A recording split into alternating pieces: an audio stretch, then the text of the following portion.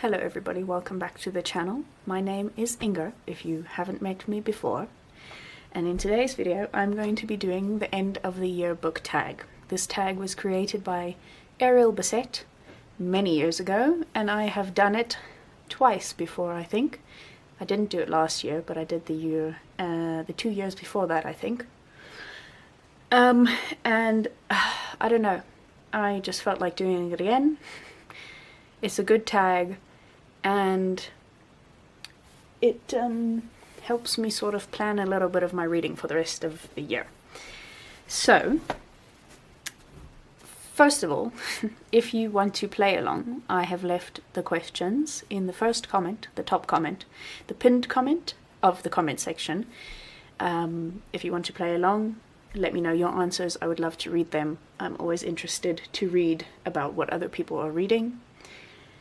And I like chatting with you guys in the comments. So, that out of the way, question number 1 is, I'm going to hold my phone up here so that I don't have to keep looking down like that. The first question is, are there any books you started this year that you need to finish? Yes, there are 2 that I'm currently reading, and both of them are really big. They are The Secret History by Donna Tartt and The Portable 19th-Century African-American Women Writers. So those are the 2 books that I do still need to finish by the end of the year. Then the question number 2 is, do you have an autumnal themed book to transition into the end of the year? In previous end of the year book tags that I've done, I have always changed this to a spring book because I live in the southern hemisphere and it is currently spring here, as opposed to autumn, which is where Ariel lived and obviously based this book tag from, or lives. She still lives there. But this year I will be in the northern hemisphere fairly soon, so I will be experiencing autumn there, and therefore will need an autumn-ish book to transition into the end of the year. And for that one, it isn't necessarily an autumn-themed book, but it makes me, I don't know, I feel like this is a good book to read in the autumn time.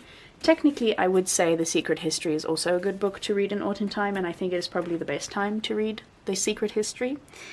But I won't be taking that one with me, so I will have to pick another book. So it is The Dreamers by Karen Thompson Walker, and it is possibly because of the little golden leaves or feathers or whatever they're supposed to be on the front cover. And also just because of the overall vibe that I get from this book.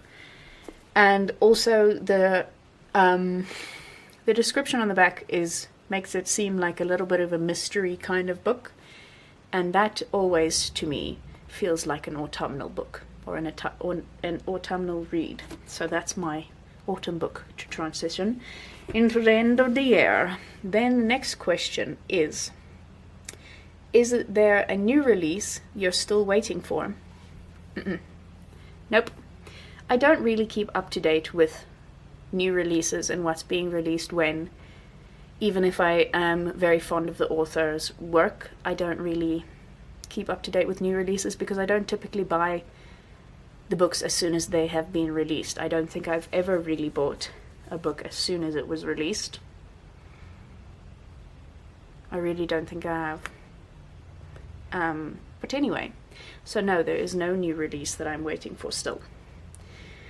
The next question is, what are 3 books you want to read before the end of the year?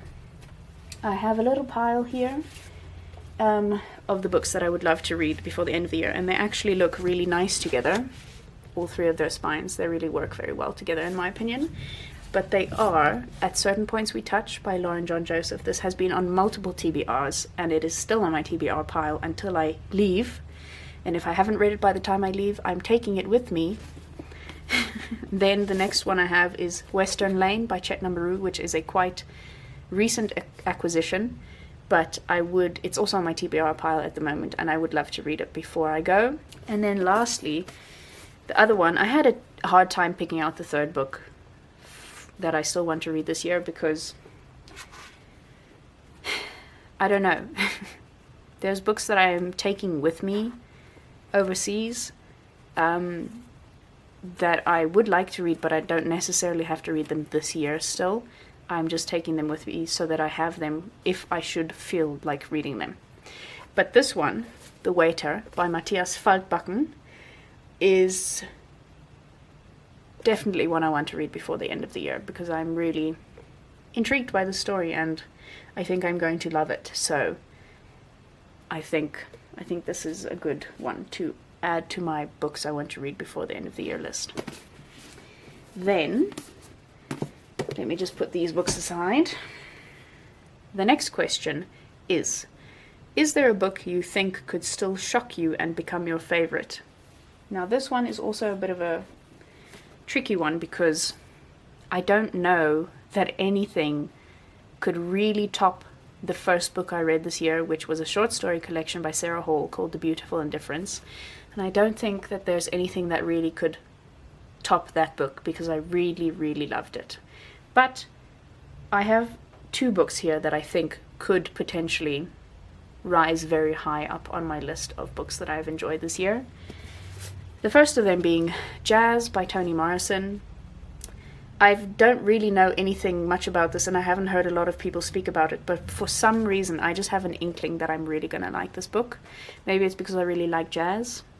I don't know how much in jazz, how much jazz is actually in this book. But I'm assuming because it's called Jazz that it's going to be quite a lot. So I'm really, really hoping that I enjoy this book. This will also be the first Toni Morrison I've ever read.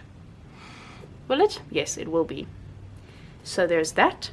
And then one that is kind of coming out of left field, but that I think has potential to become something I really, really enjoy.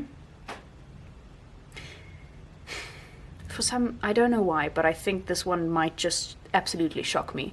It is My Year of Rest and Relaxation? My Year of Rest and Relaxation by Ottessa Moshfegh.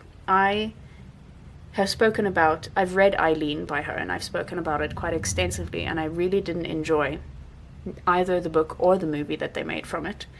But I don't know, for some reason I think My Year of Rest and Relaxation is going to be quite different, and I do think that it has the potential to become something I really enjoy, and maybe one of my favorite books of the year. Not my favorite maybe, but one of my favorites of the year. Then, my last question is, have you already started making reading plans for next year? The answer to that question is no, I have not. I've not started making any reading plans for next year because I don't know what next year will look like for me, since I'm moving and don't have all of my books here I'm not taking all of my books with me. So I will have a limited amount of books at hand, and just a lot of million other factors that play into, I don't know what my life is going to look like next year, where I will be, what I will be doing, and all of those things. So I haven't started making any reading plans for next year, but I do think that next year I'm going to try my very best. I might actually end up changing this, because I think I've said this every time at the end of the year. But next year, I don't want to have a specific number goal of the amount of books I would like to read.